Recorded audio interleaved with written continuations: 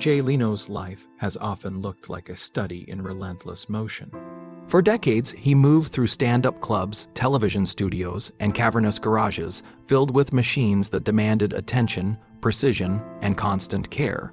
To the public, he became synonymous with consistency, a comedian who always showed up, a host who rarely missed a night, and a car enthusiast who could spend hours with grease, stained hands chasing mechanical perfection. But beneath that rhythm was something deeper than ambition. Motion was not just a habit for him. It was a philosophy of survival. Work, performance, and mechanical restoration were not separate from life. They were how life made sense. Stillness, by contrast, carried unease. Then came a sequence of events that disrupted even that long-standing equilibrium. A garage fire that left him severely burned. A motorcycle crash only months later that broke bones and forced him into recovery.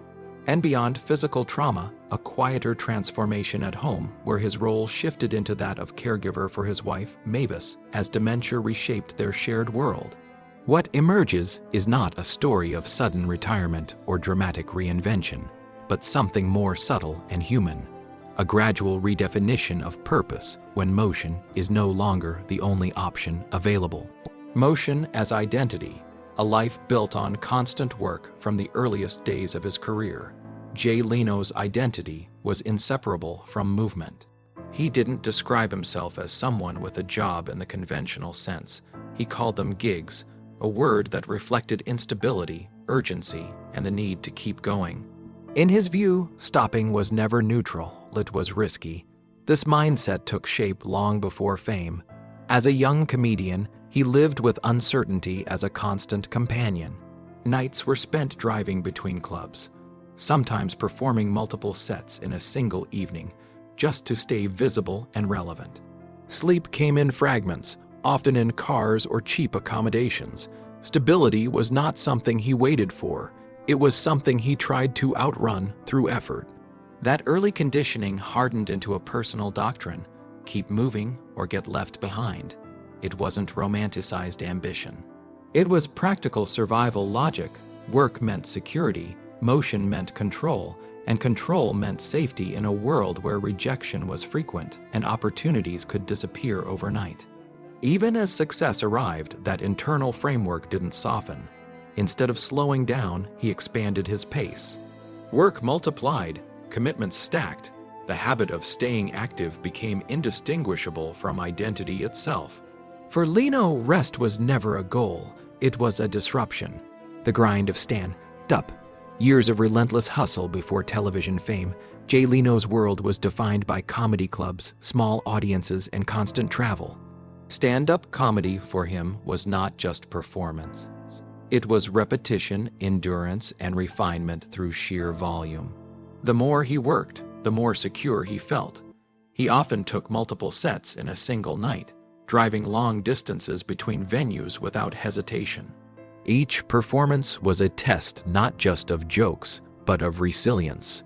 The road was exhausting, but it also offered something essential: continuity. As long as he was performing, he was progressing. There was little separation between life and work.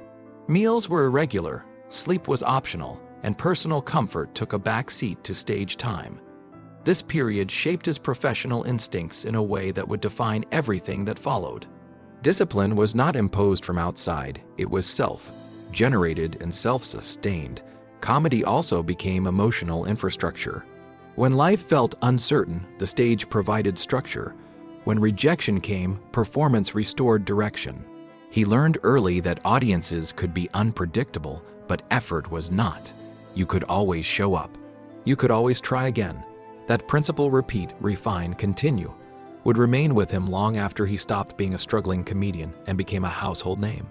The Tonight Show era, discipline at the peak. When Jay Leno took over as host of The Tonight Show, his habits didn't change, they intensified. The scale was larger, but the rhythm remained the same: arrive early, prepare thoroughly, perform consistently, and repeat. Colleagues often noted that he treated the role less like a pinnacle and more like a daily obligation.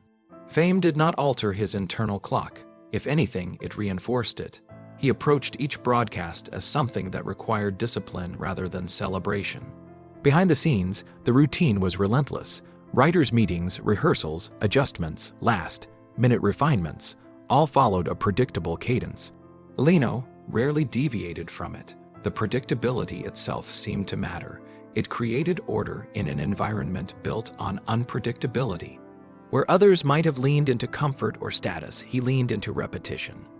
The job was not a reward, it was a responsibility. And responsibility, in his framework, required presence. Even as he became one of the most recognizable figures in late-night television, his relationship to work stayed fundamentally unchanged. He was still, at his core, someone who equated motion with stability. The only difference was scale. The garage fire, a moment of sudden violence in November 2022 that carefully maintained rhythm, was interrupted in an instant. While working on a vintage steam-powered car in his garage, a mechanical issue led to a sudden ignition. Fuel sprayed unexpectedly, and within seconds, fire engulfed part of his body.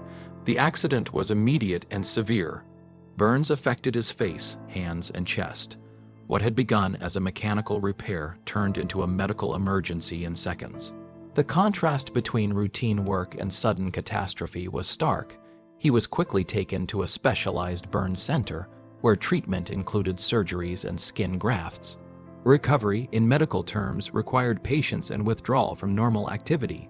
For most people, such an event would have necessitated long-term rest and retreat from public life.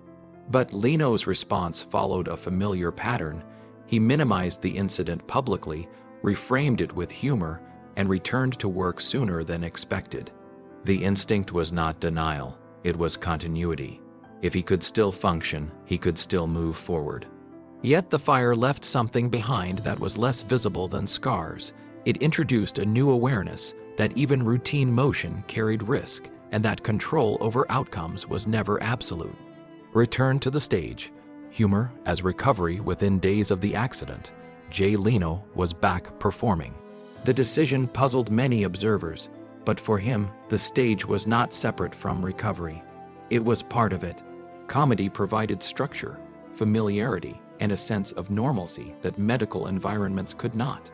He addressed the incident directly in his sets, using humor as both acknowledgement and coping mechanism. The audience became part of the recovery process, not as spectators of injury, but as participants in continuity. Doctors recommended caution, but his instincts leaned toward resumption. The discomfort of inactivity outweighed the pain of recovery. Stillness, more than injury, felt unnatural. What emerged during this period was not recklessness, but dependence on rhythm. The act of performing reassured him that life had not fractured completely. As long as he could stand on stage, the structure remained intact. However, beneath the humor and return to routine, something more subtle was shifting. The body was no longer responding with the same resilience. Recovery took longer, strain accumulated differently. The system that had supported decades of constant motion was beginning to signal limits. The motorcycle crash, a second warning just months after the garage fire, another accident followed. While riding a vintage motorcycle, Leno struck an unexpected obstruction and was thrown from the bike. The injuries, broken bones, and fractures were significant enough to require hospitalization. Unlike the fire, this incident had no dramatic ignition or spectacle. It was sudden, mechanical, and grounded in physical impact rather than explosion, but its consequences were equally serious. Recovery this time was more restrictive. Broken bones do not respond to willpower. Movement becomes conditional. Everyday tasks require adjustment. Independence becomes temporarily reduced. For someone whose life had been built on uninterrupted motion, this imposed stillness carried psychological weight. It was not simply about healing, it was about adaptation. Publicly, he continued to joke about the accident, maintaining his familiar tone. But privately, the pattern was becoming harder to ignore. Two major incidents in a short span suggested not coincidence, but vulnerability. The body, unlike machines, does not respond indefinitely to maintenance alone. It requires limits. Pattern recognition, when motion meets mortality viewed together, the fire and the motorcycle crash formed a pattern that could not be easily dismissed. Both were sudden, both were physical, both disrupted the assumption that experience and caution alone could prevent harm. For someone who spent a lifetime working with engines and mechanical systems, the parallel was unavoidable. Machines fail when stress accumulates, so do bodies. What changed was not ambition, but awareness. The recognition that resilience has boundaries is not dramatic, but it is consequential. It alters decision-making quietly. Leno did not abandon work or withdraw from public life. Instead, adjustments began to appear: more selective commitments, reduced travel, and greater attention to recovery time. The shift was not announced. It was absorbed gradually. Motion remained part of life, but no longer without consideration. Home and responsibility. A new role emerges while physical recovery unfolded. A different transformation was occurring at home. Jay Leno's wife, Mavis, was diagnosed with dementia, introducing a long-term shift in their shared life. Dementia changes relationships in ways that are gradual but profound. Familiar patterns become uncertain. Memory becomes inconsistent. Roles begin to reorganize around care rather than companionship alone. Leno stepped into that space fully, taking on the responsibilities of caregiver. Legal and medical structures, including conservatorship, were established to ensure stability and protection. This role required a different kind of discipline. Not speed, not output, not performance, but patience. Repetition replaced novelty. Presence replaced travel. Caregiving does not reward visibility. It does not generate applause. It operates in cycles of routine and attention that rarely end. For someone whose life had been defined by public engagement, this shift represented a fundamental reorientation. The center of gravity moved from audience to home, health awareness. The quiet risks alongside visible injuries and emotional responsibilities came another layer: long-term health awareness. Issues such as cholesterol introduced a different kind of vulnerability, one without immediate symptoms. Unlike accidents, these risks are silent. They do not announce themselves through pain or disruption. They exist in data, test results, and medical interpretation. Leno has spoken about this distinction in practical terms, often comparing the body to mechanical systems. Just as engines require monitoring beyond surface appearance, so does human health. This understanding reinforced a broader realization: not all risks are dramatic. Some accumulate quietly over time. The implication was not withdrawal from activity, but adjustment of attention. Maintenance in both machines and bodies requires awareness of invisible processes. Conclusion: redefining movement as presence. Jay Leno's life has never been defined by stopping. Even now, motion remains part of his identity. He still performs, still works, still engages with the world that shaped him. But the meaning of movement has changed. It is no longer solely about momentum or output. It has become more selective, more intentional, and more grounded in circumstance. The garage fire, the motorcycle crash, and the quiet responsibilities at home did not end his trajectory. They reshaped its direction. What once was continuous acceleration has become measured engagement. In the end, the shift is not from work to retirement or from public life to absence. It is from unbroken motion to chosen presence. And in that transition, a different kind of continuity emerges: not the refusal to stop, but the decision to remain where it matters most, for as long as it matters.